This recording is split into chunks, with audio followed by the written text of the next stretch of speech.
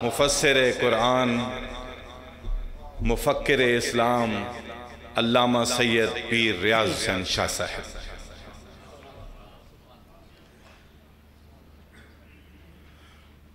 بسم اللہ الرحمن الرحیم، والصلاة والسلام علی سید المرسلین وخاتم النبیین وعلی آلہ الطاہرین الطیبین واصحابہ اجمعین۔ اللہ الذی جعل لکم الارض قرارا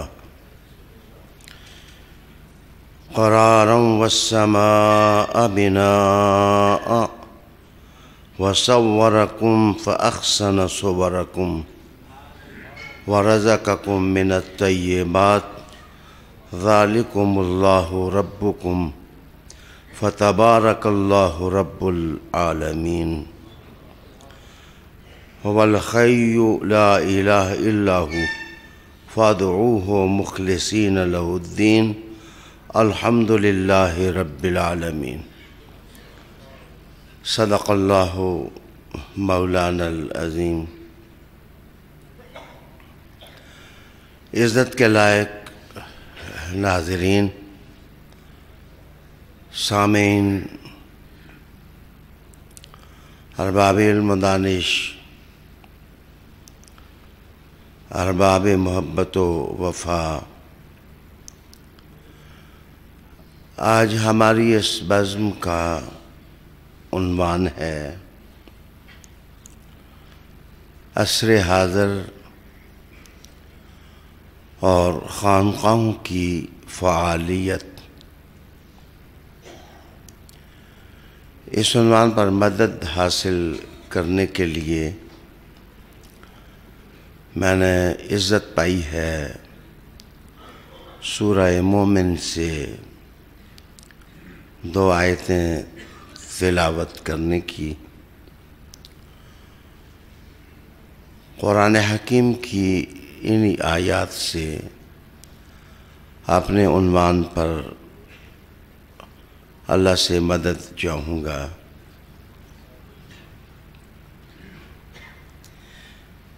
ارشاد باری ہے کہ اللہ ہی وہ ہے جس نے تمہارے لیے زمین کو قرار بنایا اور آسمان کو چھت، وَصَوَّرَكُمْ فَأَحْسَنَ صُوَرَكُمْ، اور اس نے تمہیں صورتیں دیں تو کتنی اچھی صورتیں عطا کی، اور پھر اس نے تمہیں پاکیزہ روزی عطا کی۔ یہ اللہ تمہارا پروردگار بڑی برکتوں والا ہے، اللہ جو جہانوں کا پروردگار ہے، وہی زندہ ہے، اس کے بغیر کوئی معبود نہیں، سو تم اسی کے لیے دین کو خالص کرو۔ الحمدللہ رب العالمین۔ یہ وہ تعلیمات ہیں جن کا نتیجہ یہی نکلتا ہے کہ قلب و ذہن تسلیم کر لیتے ہیں کہ حمد و ثنا اللہ کے لیے ہے جو جہانوں کا پروردگار ہے۔ ناظرین، آپ نے تفسیری ترجمہ سماعت فرمایا ہے۔ میں ان آیات کی روشنی میں کچھ عرض کرنے سے پہلے ایک پیراگراف سناؤں گا جو مغرب کی دنیا کا تحفہ ہے۔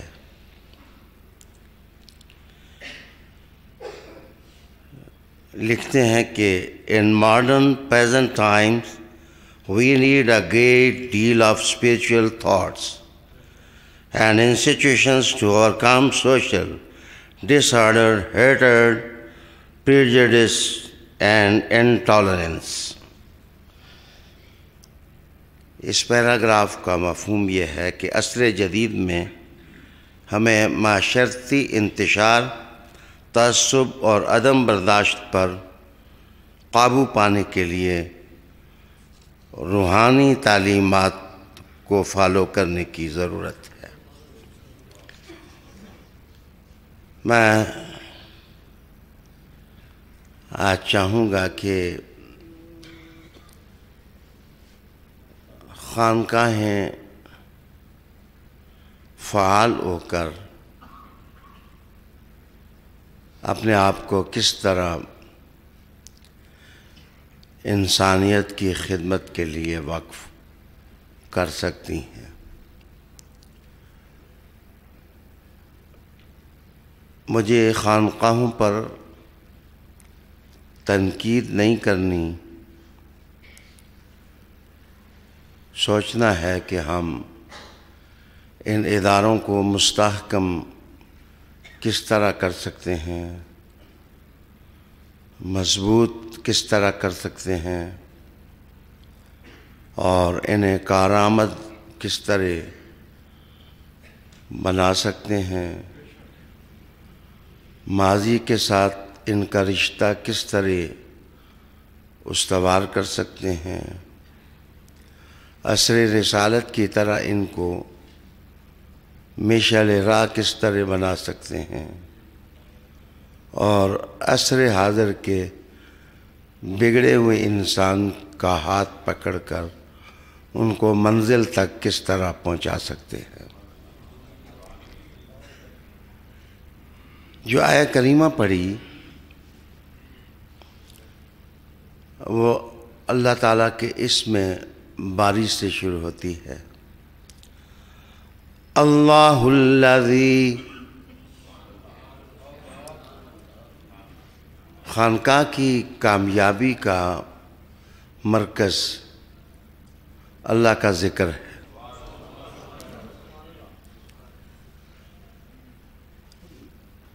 خانقاہوں کے اندر اگر اللہ کا ذکر مقصود و مطلوب بنا دیا جائے تو معاشرے کے اندر اطمینان اور سکون کی لہر دوڑائی جا سکتی ہے۔ اللہ کا ذکر ہی وہ مقصود و مطلوب ہے جس کے بارے میں قرآن حکیم نے قطعی اور الٹیمیٹ بات کی ہے۔ الا بذکر اللہ تطمئن القلوب، خبردار اللہ کے ذکر ہی سے، اللہ کی یاد ہی سے دلوں کو اطمینان ملتا ہے اور دلوں میں سکون اور قرار آ جاتا ہے۔ خانقاہیں ان کا نام کوئی بھی ہو، نقشبندی ہوں، چشتی ہوں، قادری ہوں، سہروردی ہوں، طیفوری ہوں، حسینی ہوں، ان سب کا ایک ہی مقصد ہے کہ اللہ راضی ہو جائے،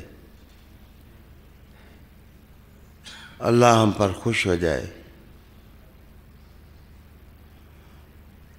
اور وہ خانقاہوں میں آنے والے لوگوں کو ہمیشہ ذکر کی طرف رغبت دلاتی ہیں، اور ذکر کی طرف رغبت وہی کرتا ہے جس کو اس کی پہچان ہوتی ہے، وہ معرفت رکھتا ہے اس کی۔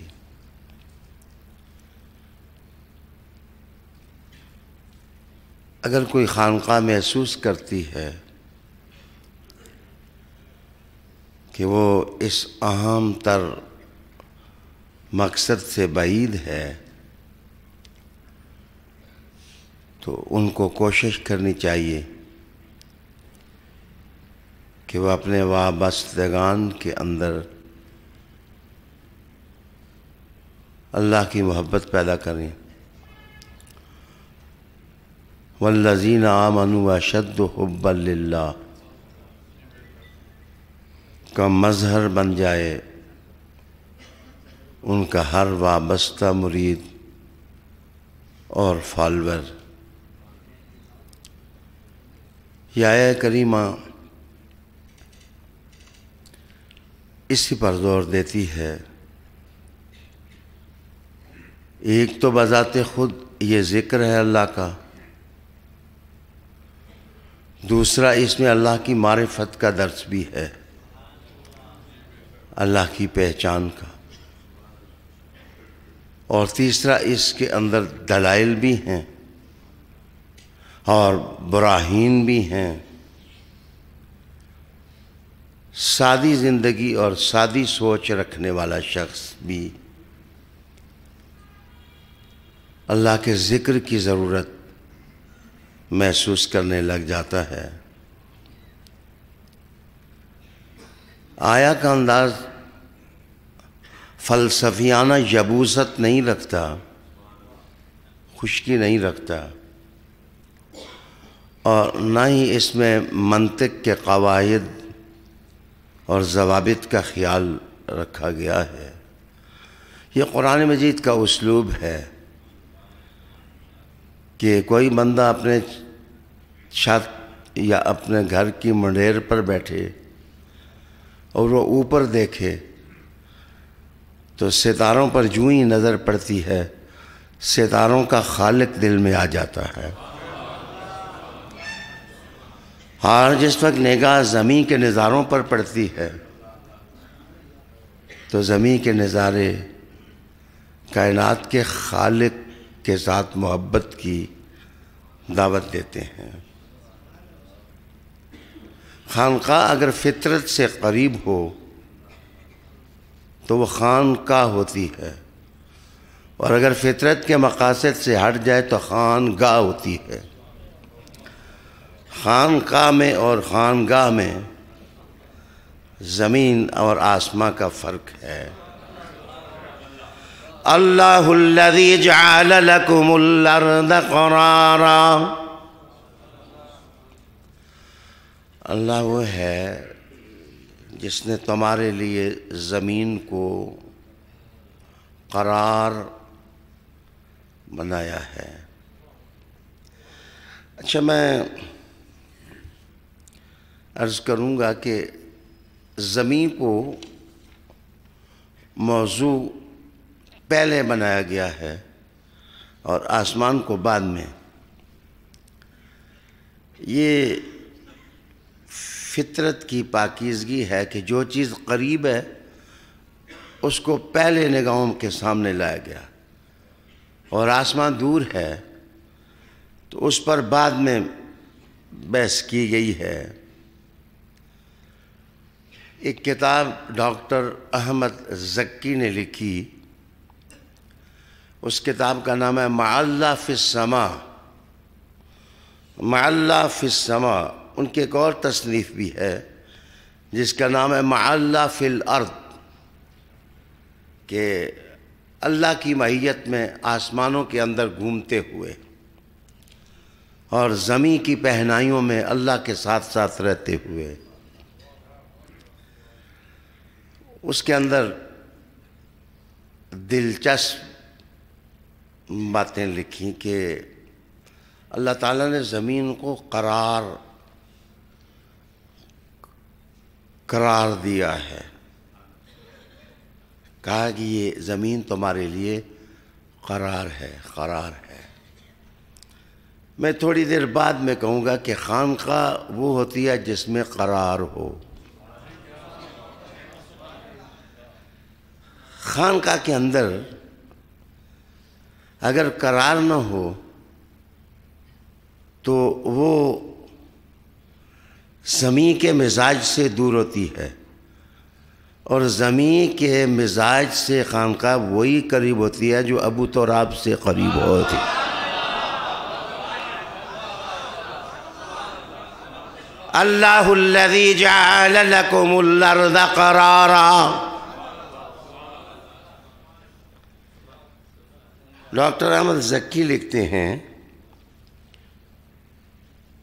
اگر زمین اپنے محور پر گھومے نہ تو دن رات آگے پیچھے نہ ہوں۔ یہ جو آپ دیکھتے ہیں کہ دن تزک و احتشام کے ساتھ طلوع اجلال کر رہا ہے، یا آپ دیکھتے ہیں کہ شب تار جناب دن کا کلیجہ چیر کر اپنی جگہ بنا رہی ہے، کبھی اندھیروں کے قافلے چلتے ہیں اور کبھی روشنیوں کی کرنیں برستی ہیں، تو یہ جو آپ دیکھتے ہیں کہ کبھی چراغاں ہوتا ہے اور کبھی رات گہری چادر زمین پر تان دیتی ہے کہ اے حضرت انسان تو تھک گیا ہوگا، تھوڑا سا آرام بھی کر لے، تھوڑا سا تو سستا بھی لے۔ جناب کہتے ہیں کہ یہ راتیں نہ ہوتی اور دن نہ ہوتے، پھر وہ لکھتے ہیں کہ اگر یہ تیز گھومے، اگر اس کی رفتار تیز ہو جائے تو مکانات گر جائیں، آبادیوں کا قیام مشکل ہو جائے، انسان کا رہنا سہنا محال ہو جائے۔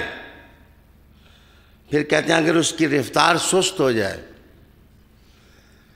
جتنی رفتار ہے اس سے سست پڑ جائے، تو جناب یا لوگ گرمی سے مر جائیں یا لوگ ٹھنڈک سے مر جائیں، زندگی گزارنا مشکل ہو جائے۔ اور اگر یہ گھومے نہ ساکت ہو تو سمندر اور دریا خشک ہو جائیں۔ یہ سمندروں میں جو مد و جزر پیدا ہوتا ہے یہ زمین کے رقص کا نتیجہ ہے۔ اگر اس کے اندر رقص رندانہ نہ ہوتا تو یہ مزے کیسے محسوس ہوتے؟ کہتے ہیں اگر زمین کا چھلکا چند قدم تھوڑا اور موٹا ہو جائے تو کاربن ڈائی آکسائڈ اتنی پیدا ہو کہ وہ آکسیجن کو چوس لے اور انسان کی زندگی محال ہو جائے۔ پھر وہ لکھتے ہیں کہ اگر ہوا تھوڑی بلند ہو جائے، وہ نیچے نہ ہو، تو پتھروں کی بارش ہو اور زمین پر انسانی زندگی محال ہو جائے۔ اس وقت زمین پر 21% آکسیجن ہے، اگر یہ بڑھ کر 50% آکسیجن ہو جائے تو جس چیز کو آگ لگ سکتی ہے وہ سب جل جائے۔ رب کریم انسان سے پوچھتا ہے بتا یہ اہتمامات کس نے کیے ہیں، اور تیرے لیے زمین کو قرار اور سکونت کا باعث کس نے بنایا ہے؟ اللہ الذی جعل لکم الارض قرارا۔ اچھا پھر آگے کہا کہ والسماء بنا، آسمان کو چھت بنا دیا۔ پہلا اس کا جو کرہ ہے آسمان کا، ڈاکٹر احمد زکی لکھتے ہیں کہ اگر یہ روک نہ ہوتی تو اتنے پہاڑی ٹکڑے اور چٹانیں زمین پر برستی کہ زندگی محال ہو جاتی۔ تو یہ جہاں جا کے گریوٹی زون ختم ہو جاتا ہے، وہاں سے جس وقت کوئی پتھر آئے بھی تو وہ صفوف بن جاتا ہے اور بالکل باریک مٹی ہو جاتی ہے اور وہ زمین پر پہنچتا ہے۔ ایکس ماس ریز کو کون روکتا ہے؟ رب کریم نے کہا اے حضرت انسان یہ کسی کا صدقہ ہے کہ یہ سارے اہتمامات ہو رہے ہیں، آسمان چھت بن گیا، زمین قرار بن گیا ہے۔ اللہ تجھے دعوت دیتا ہے کہ اس مدینے والے کو خلوص سے دیکھ لے، خلوص سے جان رحمت اور جان کائنات جو دعوت دے رہے ہیں حضرت ابوبکر صدیق رضی اللہ تعالیٰ عنہ کے الفاظ مجھے قرار دے رہے ہیں کہ کسی نے جس وقت قرآن کی ایک آیت پڑھی اور پڑھ کر کہا کہ اس کا معنی آپ کیا لیتے ہیں؟ انہوں نے کہا میاں میں نے قرآن بھی حضور کے لبوں سے سنا ہے اور حدیث بھی حضور کے لبوں سے سنی ہے، مجھے زیادہ منطق نہ بتا، میرے دین کا مرکز محمد عربی کی ذات ہے صلی اللہ علیہ وآلہ وسلم۔ آئیے تھوڑا میں یہاں ہی تقریب حسن کر لوں اور توجہ چاہوں۔ جو خانقاہ والے ہیں، خانقاہ والوں کا ماڈل ایک ایسا ہی منظر ہے جس پر وہ اپنی زندگی نچھاور کر دیتے ہیں۔ خانقاہ کا پیر اگر مریدوں کا آسماں نہ ہو، وہ ان کے لیے آسماں نہ ہو تو مشکلیں کون روکے، اور اگر وہ مریدوں کے لیے زمین نہ ہو تو علی کا چہرہ کون دیکھے؟ خانقاہ نہ یہ درس بولتی ہے اور خانقاہ نہ یہ درس بولتی ہے۔ میرے ذوق کی بات ہے، شاید حضور نے یہ پریکٹیکلی کر کے بتایا تھا کہ میں چادر تان رہا ہوں، یہ خیمہ ہے جیسے خیمہ افلاک ہے، میں چادر تان کے کہہ رہا ہوں علی تم بھی اندر آ جاؤ، حسن تم بھی اندر آ جاؤ، حسین تم بھی اندر آ جاؤ، اور فاطمہ تو بھی اندر آ جا۔ شاید قیامت کے آخر تک یہی خیمہ استادہ ہوگا، جس میں کوئی آئے گا تو اس کو پناہ اللہ عطا فرما دے۔ اللہ الذی جعل لکم الارض قرارا۔ میرے دوستو، خانقاہ کے بانیوں کو آسمائی رہنا چاہیے، مولوی جتنے بھی ان کو اپنے ارشادات سے نوازیں اس کی پرواہ نہیں کرنی چاہیے، علی والوں کو علی والا ہی رہنا چاہیے۔ جو خانقاہ ہے، خانقاہ نہ بپھرتی ہے، خانقاہ نہ بھڑکتی ہے، خانقاہ نہ شعلہ بار ہوتی ہے، خانقاہ جناب اپنے بزرگوں کی تعلیمات کو لے کے دھیمے انداز میں چلتی ہے۔ میری بات کو غور سے سنیں۔ ایک عورت جا رہی تھی، اس کے پاس ایک تھال تھا اور اس تھال میں کچھ تھا، اس کے اوپر پردہ دیا ہوا تھا۔ کسی نے پوچھا اس کے اندر کیا ہے؟ اس نے کہا اگر بتانا ہو تو میں پردہ کیوں دیتی؟ یہ پردہ ڈالنا اور کپڑا ڈالنا مقصد یہ ہے کہ میرے تھال کے راز کو تم پا نہیں سکتے، تمہاری پہنچ نہیں ہے۔ کہتے ہیں تصوف وہی ہے جو عیبوں کو پردہ دے سکے۔ جس خانقاہ میں عیب پوشی نہیں، جن خانقاہوں میں انسانیت نوازی کرتے ہوئے ان پر چادر نہیں دینا آتا، خانقاہ اپنی فعالیت کو ترک کر دیتی ہے۔ کھلے کھلے دل والا اگر کوئی دیکھنا ہو تو غریب نواز کو دیکھو۔ اگر وہ آسمان ہوتے اور عاجزی کی زمین ہوتے تو 90 لاکھ ان کے ہاتھ پر کلمہ نہ پڑھتے۔ اب آئیے میں تھوڑی دیر کے لیے عرض کروں کہ یہ قرار کا معنی کیا ہوتا ہے۔ قرار کا معنی کیا ہوتا ہے؟ اس وقت میرے سامنے حوالہ جات ہیں تاج العروس کے لسان العرب کے اور مصطفی کی التحقیق کے، وہ لکھتے ہیں کہ قرار کا ایک معنی ہوتا ہے کسی جگہ ٹھہر جانا۔ اس کا مطلب ہے جو خانقاہ والے ہیں انہوں نے حضور کے قدموں میں خیمہ لگایا ہوتا ہے، وہ ادھر سے ہلتے ہی نہیں، وہ ادھر سے چوکتے نہیں۔ ان کا مسئلہ یہی نہیں ہوتا کہ شیخ جی شرع کے خلاف توکتے بھی نہیں لیکن اندھیرے اجالوں پہ چوکتے بھی نہیں۔ ان کا معاملہ یہ نہیں ہوتا، وہ اللہ کی بندگی میں وہ رسول کریم صلی اللہ علیہ وآلہ وسلم کے در دولت پر وہ اڈا جمائے ہوتے ہیں۔ جناب دوسرا معنی ہے القرارہ، نشیبی جگہ جہاں پانی ٹھہرتا ہو،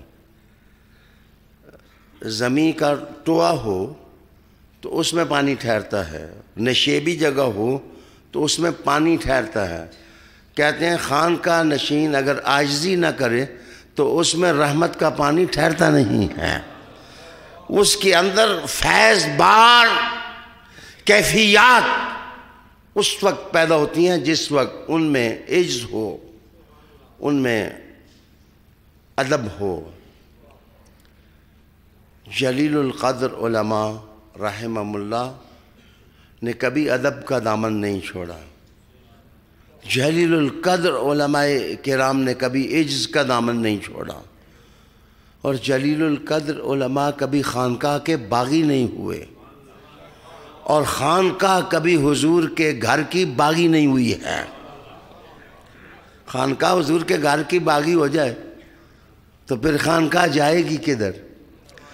اس لیے کسی جگہ سے آواز آئے نہ آئے، خانقاہوں کی امام خانقاہ سے آواز آتی رہتی ہے، شاہ است حسین بادشاہ است حسین، دین است حسین دین، پناہ است حسین، سردار نداد در دست یزید، حقا کے بنا الہ الہ است حسین۔ میرے دوستو، تیسرا معنی ہے اقر اللہ عینا، جس وقت آنکھ کسی کو دیکھ کے خوش ہو جائے، آنکھ جس وقت کسی کو دیکھ کے خوش ہو جائے، سارا تصوف آنکھ میں ہے۔ اگر آنکھ کا قبلہ ٹھیک ہے تو پھر سب کچھ ٹھیک ہے، اگر آنکھ کا قبلہ ٹھیک نہیں ہے تو پھر کچھ بھی ٹھیک نہیں ہے۔ حضور نے اسی لیے بنایا کہ جناب ماتھے کا قبلہ کعبہ ہے، النظر الی وجہ علی، ہاں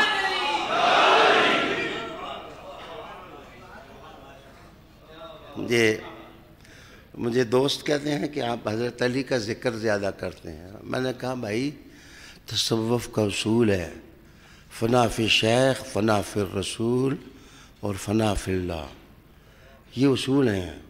جس آدمی کو اپنے شیخ میں فنا نہیں ملی اس نے تصوف کا کون سا سبق پڑھا ہے؟ یہ کوئی نئے زمانے کا تصوف ہوگا کہ پیر ادھر جاتا ہے مرید ادھر جاتا ہے۔ جناب جناب جناب، تصوف اور ادائے ولایت ان کا پکا دستور ہے، وہ پیر ہی نہیں دیکھتے، زنجیر مصطفیٰ لاتے ہیں تو قیامت تک جتنے تصوف والے ہیں وہ ادھر ہل جاتے ہیں۔ تو میں نے کہا نظر جس کو دیکھ کے خوش ہو جائے یہ قرار ہے۔ رب کریم نے کہا کہ الذی جعل لکم الارض قرارا، زمین کو میں نے قرار بنایا ہے، آنکھوں کی خوشی بنایا ہے، آنکھوں کا سکون بنایا ہے۔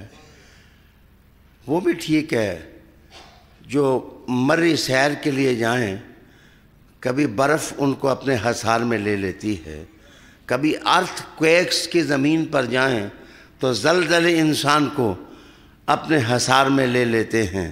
کبھی جھکڑوں کی سرزمین میں جائیں تو مد و جزر پیدا ہو جاتا ہے. کبھی سمندروں میں کشتی اچکولے کھا جاتی ہے اور اس کو قرار نہیں ملتا. میرے دوستو، یہ ایک ایسی جگہ ہے جہاں بندہ پہنچ جائے تو پھر اس کی کشتی اچکولے نہیں کھاتی. حضور نے کہا کشتی بچانی ہے، منزل پر پہنچانی ہے تو سفینہ آل بیت کا ڈھونڈو. آل بیت طاہر کا، ان کا وجود تمہارے لیے سفینہ کی حیثیت رکھتا ہے. بچے اپنی کشتیوں میں خود پتھر نہ ڈالو، اپنی کشتیوں میں اور اپنے سفینوں میں بھاری بھرکم پتھر نہ ڈالو. جو حضور نے قرار دیا ہے اس کو قراری سمجھو. یہ فتویٰ، پہلا فتویٰ حضور کی ذات کے بعد ابو بکر صدیق کا ہے کہ یہ سارے کام نیک ہیں، اچھے ہیں. تلاوت کرنا، سخاوت کرنا، کرامت کرنا، پڑوسیوں کے حقوق ادا کرنا، ان میں درجے ہیں. لیکن تمہیں ان سے محبت ہے. میں تو ابو بکر ہوں، عاشق رسول ہوں. میرا دل تو یہی چاہتا ہے میں ہر وقت چہرہ رسول کو دیکھتا رہوں.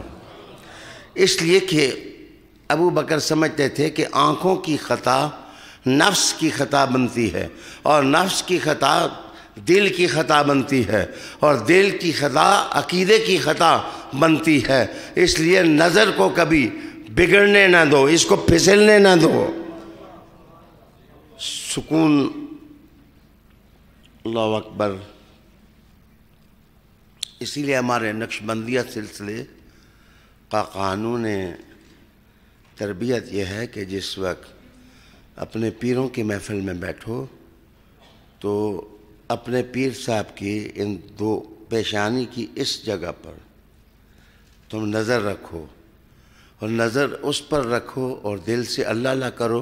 اللہ تمہیں غور مقصود عطا کر دے گا. میرے جیسا گناہگار عاجز مسکین پیر ہو تو جناب چھوٹی سی منزل اس کو بھی مل جاتی ہے.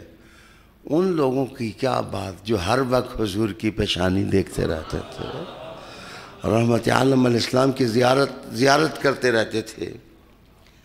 اچھا جناب، قرآن مجید نے کہا قری عینا، یہ قرآن مجید کی آیت پڑھی، قری عینا، آنکھ ٹھنڈی کر. یہ آنکھ جس وقت ٹھنڈی ہو جائے، پرسکون ہو جائے، اس کو بھی جناب قرۃ العین کہتے ہیں، اور قرۃ اعین قرآن مجید نے بھی اس کو استعمال کیا. جس وقت آنکھ ٹھنڈی ہوتی ہے سونے دل ٹھنڈا ہوتا ہے، اور سکون اور اطمینان کی دولت اللہ عطا فرما دیتا ہے. خانقاہیں لوگوں کو اللہ کے ذکر کی طرف لائیں، خانقاہیں لوگوں کے جو روحانی عقیدے ہیں ان کو مضبوط کریں، خانقاہیں لوگوں کو استقامت کا درس دیں کہ وہ جھولے نہ، وہ ہلے نہ.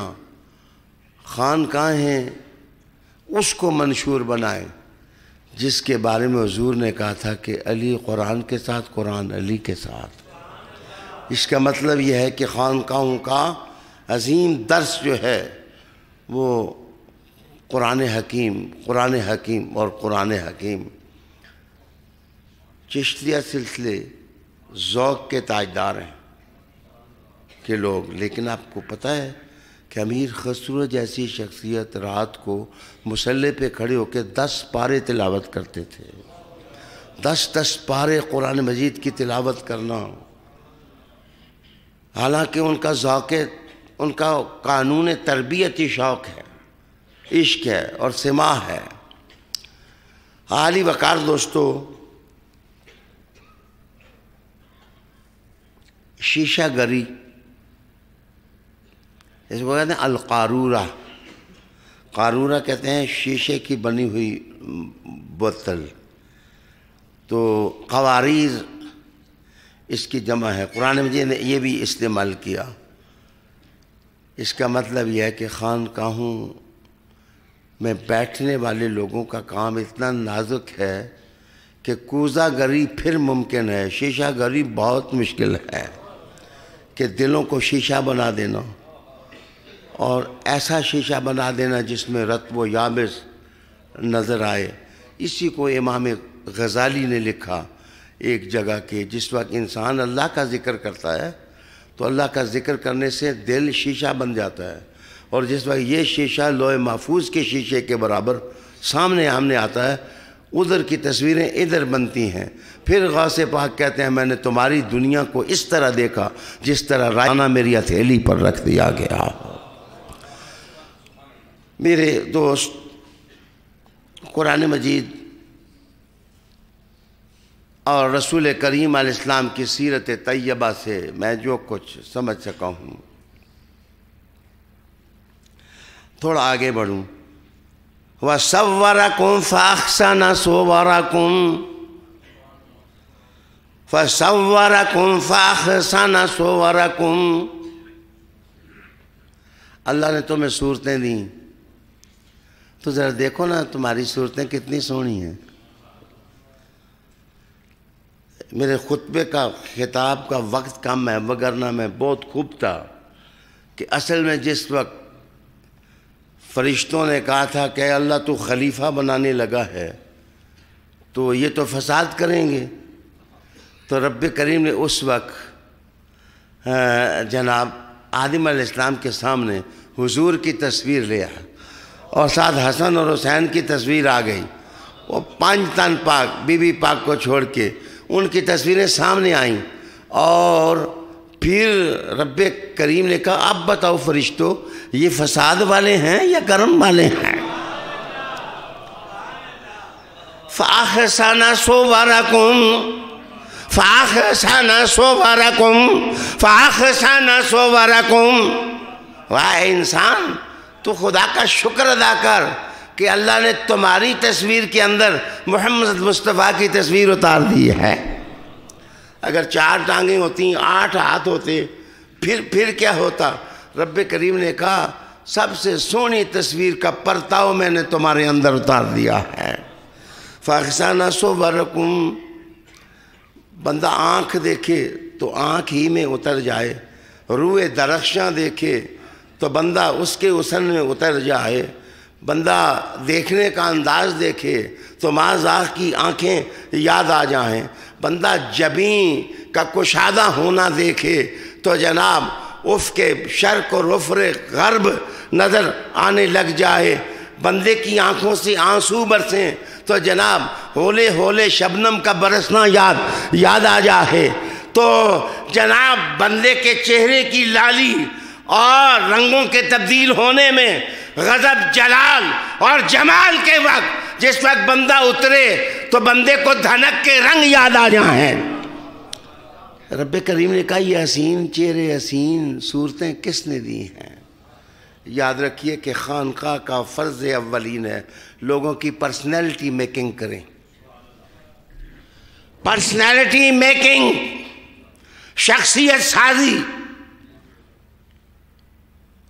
اسلام کا یہ تو امتیاز ہے، میرے لفظوں کو دل میں اتاریں کہ عیسیٰ علیہ السلام کو سلام، لیکن اگر آپ عیسائیوں سے پوچھ لیں کہ عیسیٰ علیہ السلام نے جو نگینے تیار کیے ذرا 10-12 کے نام لیں، تو دنیا میں عیسیٰ ہیں لیکن جن لوگوں کو تیار کیا ان میں سے ایک نام بھی سامنے نہیں آتا۔ موسیٰ علیہ السلام نے جو لوگ تیار کیے، مڑ کے ہارون، ہارون سے موسیٰ، موسیٰ سے ہارون، اور آگے آپ کو تربیت کے شاہکار نظر نہیں آئیں گے۔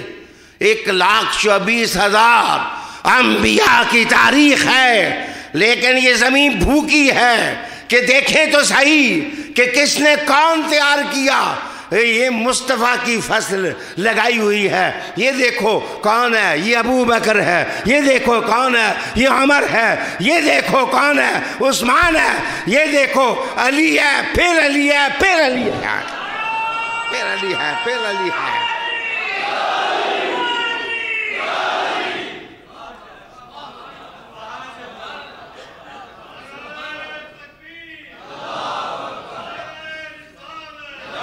آپ کبھی مجھ سے پوچھ لیں، کبھی لائیو خطاب نہ ہو تو مجھ سے پوچھ لیں کہ آپ نے علی پھر علی پھر علی کیوں کہا؟ میں آپ کو جواب دوں، اس لیے کہ باقی دریا جاری ہوئے تھے، اللہ ان دریاؤں کے ساتھوں پر کرم کرے، سلام ان کو، لیکن آگے جا کے دریا خشک ہو گئے تھے، لیکن علی کا دریا نہ خشک ہوا ہے نہ قیامت تک خشک ہوگا۔ ہاں جی،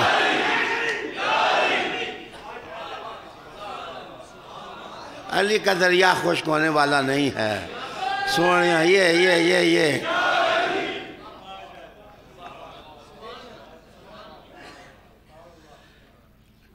وَالسَّمَاءَ بِنَا وَصَوَّرَكُمْ فَأَحْسَنَ صُوَرَكُمْ، پرسنالٹی میکنگ، شخصیت سازی اللہ کے ذکر کے ساتھ، حضور کی اتباع کے ساتھ، شریعت مطہرہ کی پابندی کے ساتھ، ذوق کے اہتمامات کے ساتھ، عشق کی لگن کے ساتھ، توجہ کے انہماک کے ساتھ، علم کے فراواں کرنے کے ساتھ، قرآن کی تلاوت کے ساتھ، قرآن میں ڈوبنے کے ساتھ لوگوں کو بدل دو۔ اے نظام تم کیسے بدلے؟ کہا فرید کی خانقاہ نے بدل ڈالا۔ خانقاہیں جس وقت اپنا کام کریں گی، ایک بہت بڑی علمی شخصیت عرفان جمیل صاحب خوش رہے، یہ بہت بڑے تعلیمی ادارے کے سربراہ ہیں، لیکن جس عجز کے ساتھ ہمارے ساتھ شامل محبت ہوتے ہیں، سلام ان کو۔ مواجہ شریف کے سامنے ایک بہت بڑا بندہ حضور صلی اللہ علیہ وسلم کے واجہ پر وہ بیٹھا ہوا تھا، تو وہاں کی CID کا سربراہ جس نے ایک کتاب لکھی انگلش میں، وہ خود لکھتا ہے کہ میں ان صاحب کے پاس گیا، صاحب کے پاس بیٹھ کے کہا کہ آپ کیا کر رہے ہیں؟ انہوں نے جواب دیا میں حضور صلی اللہ علیہ وسلم پر درود اسلام پڑھ رہا ہوں۔ تو انہوں نے کہا کہ یا اخی انت صوفی، اے ہمارے بھائی تو صوفی ہے؟ وہ کہنے لگا میں صوفی ہوں یا نہیں، آنا میں نے صوفیہ، لیکن میں سلسلے مانتا ہوں، میں ہوں یا نہیں ہوں لیکن میں سلاسل کو مانتا ہوں۔ تو وہ کتاب لکھنے والا اس ملک کا لکھتا ہے کہ میں تسلیم کرتا ہوں کہ کائنات میں اگر امن کی خیرات کسی نے تقسیم کی ہے تو وہ صوفیاء کرام نے کی ہے، وہ اہل اللہ نے کی ہے۔ سیٹسفیکشن، نام نہیں لیتا، میرے وارنٹ گرفتاری نہ نکل آئیں۔ ایک جنرل صاحب ایک دفعہ میرے مہمان بنے، تو کچھ لوگ اکٹھے ہو گئے، تو انہوں نے کہا یہ آج کل خانقاہیں کیا کرتی ہیں جی، گھوڑے دوڑاتی ہیں، کتے دوڑاتی ہیں، اور کچھ بھی نہیں کرتے جناب، یہی ان کا کام ہے، کوئی خاص کام تو کرتے نہیں ہیں۔ تو وہ جنرل صاحب کہنے لگے تم سے اور ہم سے پھر بھی اچھے ہیں، تم سے اور ہم سے پھر بھی اچھے ہیں۔ انہوں نے کہا جی کیسے اچھے ہیں؟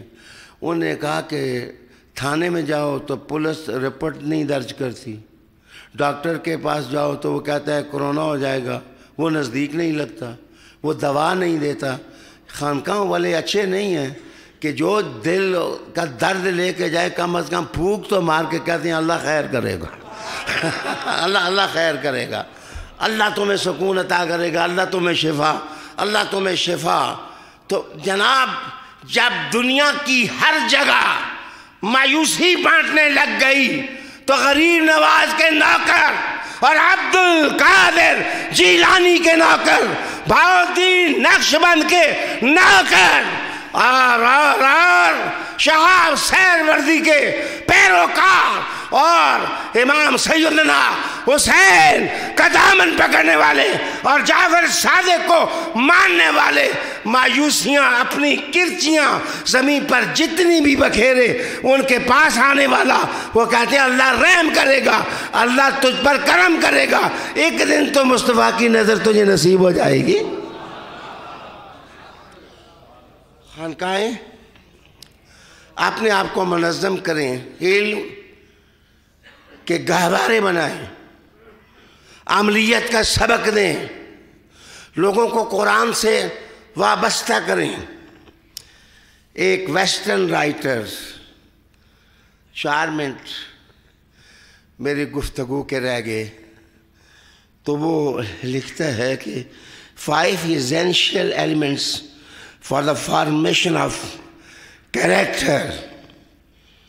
خانقاہوں کے اندر 5 قانون ہیں جن پر عمل کیا جاتا ہے۔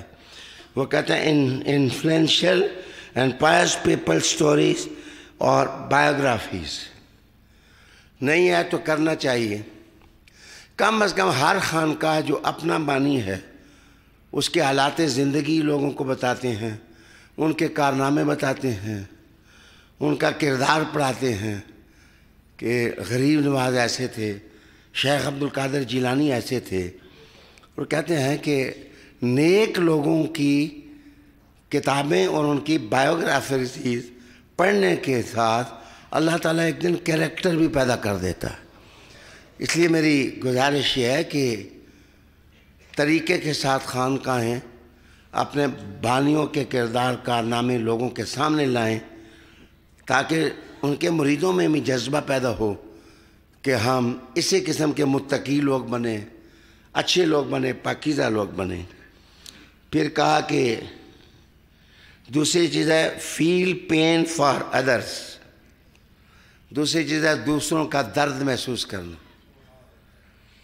معاف کریے، میں خود علماء کا پیٹی بند ہوں، 50 سال نمازیں پڑھائی ہیں الحمدللہ، تو علماء کی میں توہین نہیں کرتا، لیکن ہم پیسوں کے بغیر کسی کا جنازہ بھی نہ پڑھائیں تو مجھے بتاؤ کہ ہماری بات کون مانے گا؟ ہم پیسے لے کے لوگوں کو جناب دفنانے کے لیے تلقین پڑھیں وگرنہ ہم گھر چلے جائیں، تو تم یہ کرتے ہو۔ لیکن غریب نواز ہندو آتے تھے، ان کو کھانا خود کھلاتے تھے، تیلیوں کی ٹوپی سر پر پہنتے تھے اور گھاس کے چپل پہنتے تھے، لیکن جس کو غریب نواز نے کھانا کھلایا، کھانا اندر کفر باہر۔ یہ جو خدمات ہیں، یہ جو خدمات ہیں کہ فیل پین فار ادرس، دوسروں کا دکھ درد محسوس کرو کہ کسی پر کیا گزرتی ہے۔ تیسری چیز ہے کنٹینیوڈ اسٹرگل، مسلسل جدوجہد۔ جناب صوفیاء کے ہاں شجرہ چلتا ہے، یہ پیر، ان کا مرید پیر، پھر پیر، پھر مرید پیر۔ ہم لوگ جب تک شجرہ نہ بتائیں بیعت ہی نہیں ہوتی، بیعت ہی نہیں کرتے، اجازت کے ساتھ بیعت۔ یہ جو خود ساختہ پیر ہیں نا، خود بخود بنے ہوئے، کام انہوں نے خراب کیا۔ جنہوں نے کوئی سائیں خصم ہے، جن کا کوئی پیچھے ہے، انہوں نے گڑبڑ نہیں کی ہے، گڑبڑ انہوں نے کی ہے جو خود ساختہ گھاس کو آگ لگا کر روشنی حاصل کرنے کی کوشش کرتے ہیں۔ روشنی چراغوں ہی سے ملتی ہے، روشنی ستاروں ہی سے ملتی ہے، روشنی سورج اور چاند اور مہتاب اور آفتاب ہی سے ملتی ہے۔ عالی وقار دوستو، سٹرگل کرنا اپنے خانقاہی آداب و مراسم کو غالب کرنے کے لیے گریٹ پرپز، ایک مقصد انسان کا متعین ہونا چاہیے۔ اور 5ویں چیز ہے گائیڈ۔ خانقاہ پیر کے بغیر نہیں چلتی، اور پیر جو ہے دیکھنے میں بھی پیر محسوس ہو اور اندر سے بھی پیر ہو۔ میرے دوستو، اگر ہم یہ جائزے لے کے چراغوں میں عشق رسول کا تیل ڈالیں اور کام شروع کر دیں تو اللہ تعالیٰ ہماری منزل کو قریب سے قریب تر کر سکتا ہے۔ اگلا چونکہ سموار غریب نواز کا ہوگا، لائیو ہو یا نہ ہوگا، ہوا تو ہوگا، نہیں ہوگا تو ہمارا عنوان یہی ہوگا، خواجہ غریب نواز اور خانقاہوں کی تنظیم۔ کہ کس طرح انہوں نے منظم کیا کام کو اور کس طرح کنورژن آئی، لوگوں میں تبدیلی کیسی آئی۔ اللہ تعالیٰ مجھے اور آپ کو عمل کی توفیق عطا فرمائے۔ انشاءاللہ تعالیٰ آیت یہی پڑھوں گا اور اس کے اگلے حصے پھر میں موضوع سخن آپ کے سامنے بناؤں گا۔ ربنا آتنا فی الدنیا حسنہ وفی الآخرۃ حسنہ وقنا عذاب النار۔